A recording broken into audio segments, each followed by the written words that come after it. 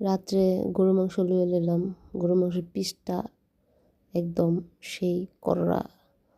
তারপরে গরু মাংসটা প্লেটে নিয়ে নিলাম। পছন্দের পিস এগুলা সব রগলা রগলা মাংসটি নেওয়ার পরে আলু নিয়া সালাদ নিলাম, লেবু নিলাম, পেঁয়াজ মরিচ নিলাম, তারপর চালের রুটি দিয়ে খাইয়া নিলাম।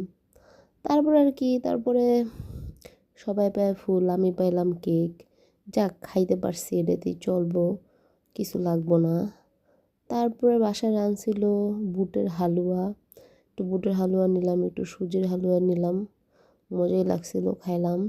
খাওয়ার পর রাত্রে দিয়ে আবার ক্ষুধা লাগছে, রাত্রে 1টার দিকে। তারপরে একটু মাংস নিলাম চালের রুটি দিয়া। মাংসটা যেই নরম আর যেই মজা তুলতুলে হয়েছিল, জুসি টেন্ডার হয়েছিল। তারপর আলু দিয়া, মাংস দিয়া, ঝোল দিয়া খাইয়া নিলাম। এটাই ছিল আজকের খাবার।